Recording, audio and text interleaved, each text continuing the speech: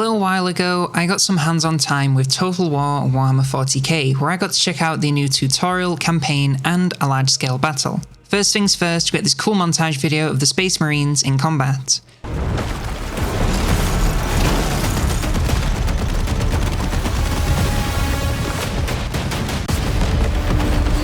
Upon starting the tutorial, we are then shown a lore introduction.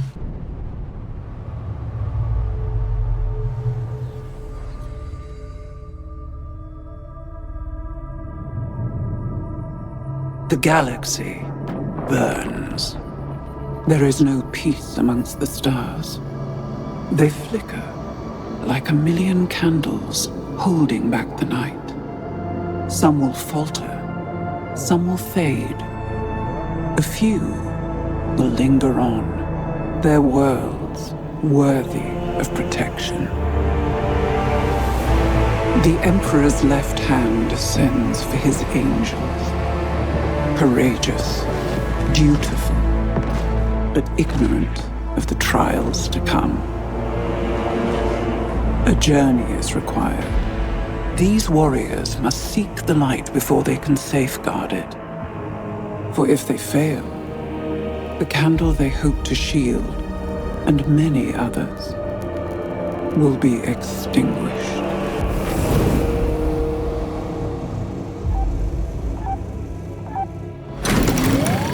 Cogitation protocols initializing. Nodal link established. Fleet modules online. Synchronizing crew data of the Emperor's Torch.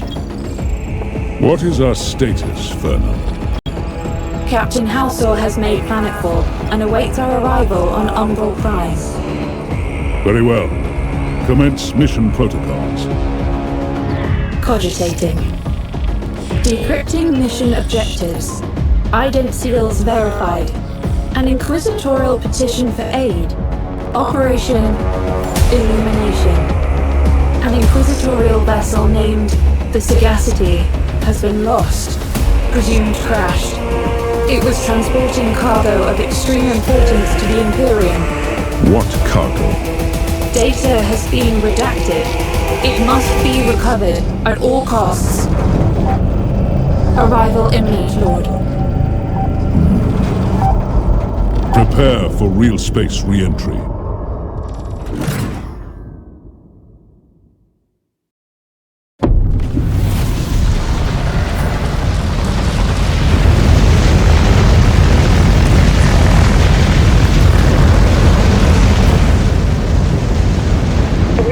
Translation complete. Ship systems operating within acceptable efficiency parameters. Thank the machine god.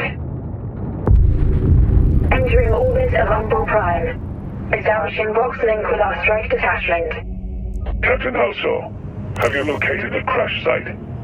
Coordinates have been confirmed. It lies to the east. Then we are close. Afterwards, we're given control of an army already on the planet's surface, and yes, these are real spherical planets that loop around on each other, but otherwise they seem to work fairly similar to a regular campaign map you'll be used to if you've played Total War before. We can only move our army around the world to take on greenskins, so we don't really get much of a look at other aspects of the campaign.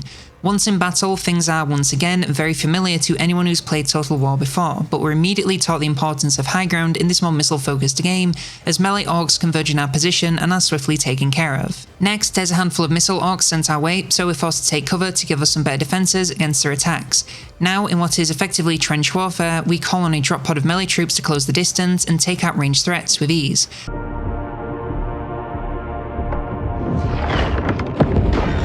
Drop pods deployed. Assault intercessors engaging.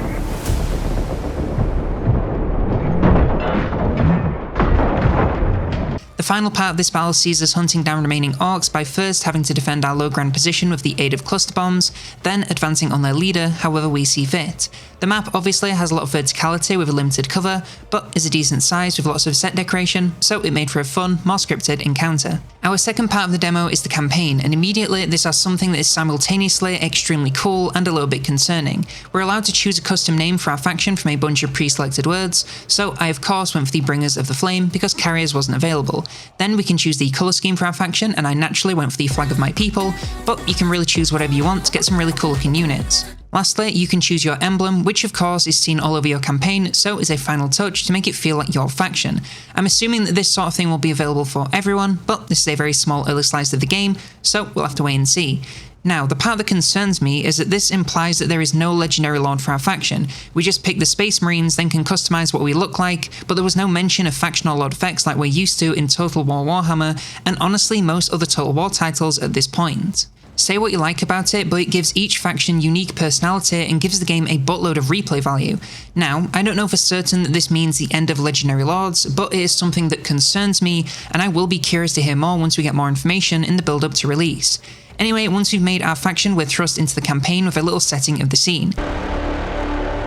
War rages in the Talos Stars subsector.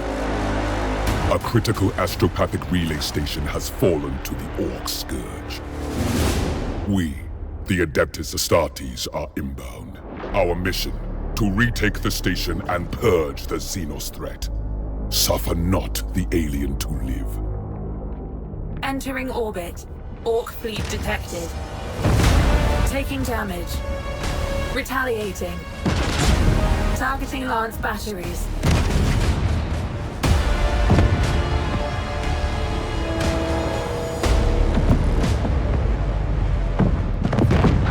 Enemy fleet destroyed. Proceeding with bombardment protocols.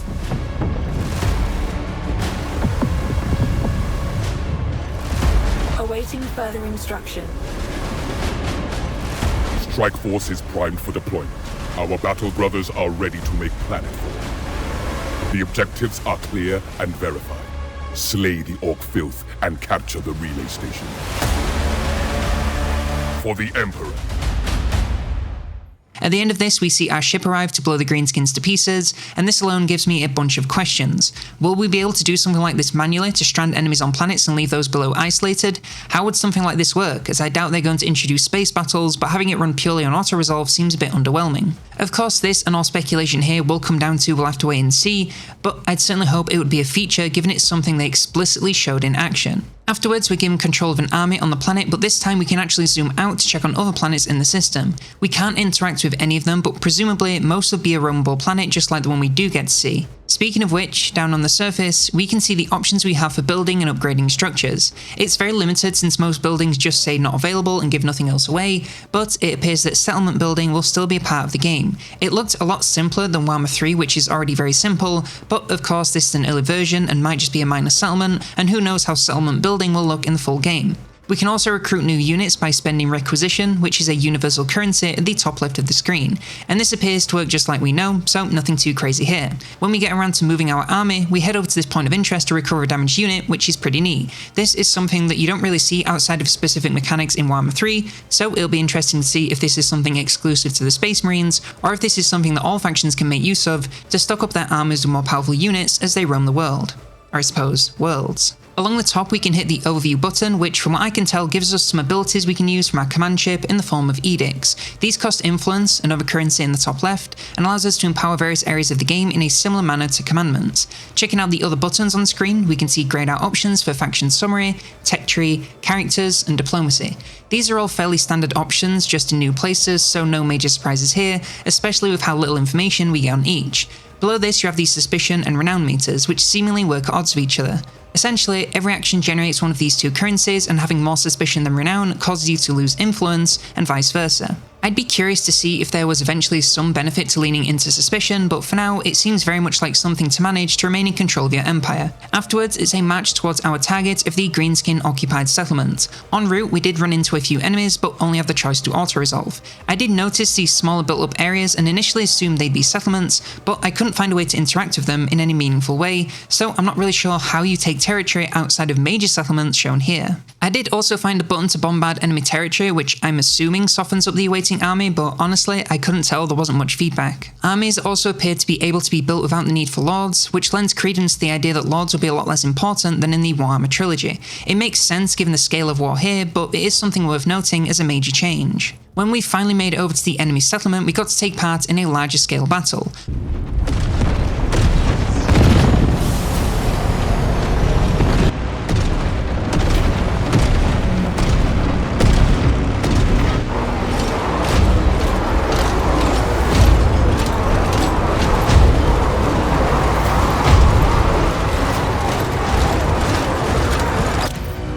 When we arrive, there's already some weak units holding the line like infantry and the odd tank, and I'm not really sure where these are coming from if I'm being honest. These were also present in the later battle demo, so perhaps it's just a quirk of this demo, or it's there to make the conflict seem never ending, but regardless, we get no answers just yet. With a few more units at our disposal, we can also take a look at some of the varied weaponry of our forces, and some of these tanks have a lot of guns at their disposal. We also have control of a Psyker, which can make use of an ability to summon an armor-piercing vortex for some added damage. I'm not sure if this is the extent of spellcasting in 40k, being limited to abilities, but it's nice to see something magical. Regardless, we set up forces to take on the enemy on all three fronts, and got things going. I know it's not technically the first battle I've played, but with more advanced units, it really is cool to see all the weaponry in action all at once. This is also where we get to make more use of the various abilities along the right hand side of the screen, but I'll save those for the big battle at the end. Aside from this is a fairly standard battle, but shows off the new maps and their destructibility, which is very fun. And this is all we really get from the campaign. Of course, this is still an alpha build, so nowhere near to the complete game, but I really would love to know what's going on with the campaign with regards to moving from planet to planet, command ships, legendary lords, and so on. I think this has actually given me more questions than answers about the campaign of 40k, since aside from moving armies around, this didn't really give us much new to look at. So the final part of the demo was a large scale and fairly challenging battle against a very large greenskin force. The orcs must die, whatever the cost! For the Emperor!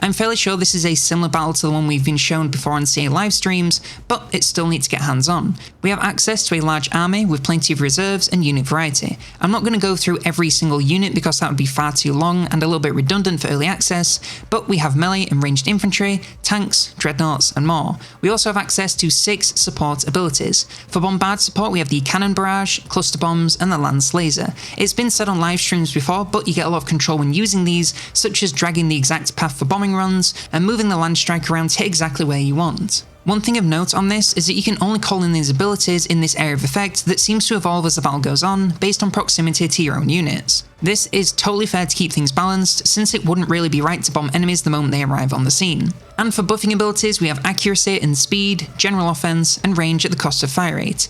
These abilities are all in an area, so you have to manage when and where to use them to get the maximum value. Many units also have abilities of their own, like a sprint, smoke bombs, or jump packs, but this of course varies from unit to unit, so there's plenty to keep you busy during battles. As for the battle itself, and it's another war on 3 fronts, with meager forces already battling the greenskins in the middle. We then have to advance up to prepare for the incoming green tide, and this was honestly a relatively challenging battle which I didn't expect. There were moments where I thought I might actually lose, and given this is a demo for Gamescom, I'm pretty impressed. Usually demos are extremely easy, but this had plenty of challenge, and I even checked with other creators like my BFF Fred, and he agreed it was pretty tough. We had plenty of reserves to choose from, and I ended up using most of them over the course of the battle. Speaking of which, reserves seem to work on a slot-based cooldown where you can summon 4 at once, but each slot has its own 45-second cooldown to keep things fair. My other question about reserves is how do they work for the campaign? These drop pods presumably come from the command ship, but post-battle do they all just go back up, or is that something we have to manage manually? This isn't something we get an answer to right now, but it's certainly worth thinking about since what comes down presumably does have to go back up. Now for some final thoughts on what the battles feel like to play, and the resounding answer from me is good. I was always curious how a more gun-heavy playstyle would feel in Total War, and I'm very happy to say it feels just fine. You're still moving units around to get the best angle of fire and hunting for the best targets possible for each unit type, and it all feels very Total War. Units are still clashing in melee because of unit variety, so it's not like Total War Empire where you just sat making lines to shoot at each other. The pace feels not too fast but not too sluggish either. Units die if stood outside of cover getting shot at, but things don't spiral out of control immediately unless you're making some very poor decisions. Using abilities feels great, and large units like tanks feel very powerful, as they should. Overall, I very much enjoyed my time with the battle section of this demo, and I'm relatively confident that the battles of Warhammer 40k should be a lot of fun whenever the game fully releases. We'll have more thoughts about 40k on an upcoming episode of the Old Grumblers podcast very soon, so subscribe if you want to see that. Otherwise, if you want more Total War content, then how's about this video all about the Thanquol quest battle for the Lords of the End Times DLC.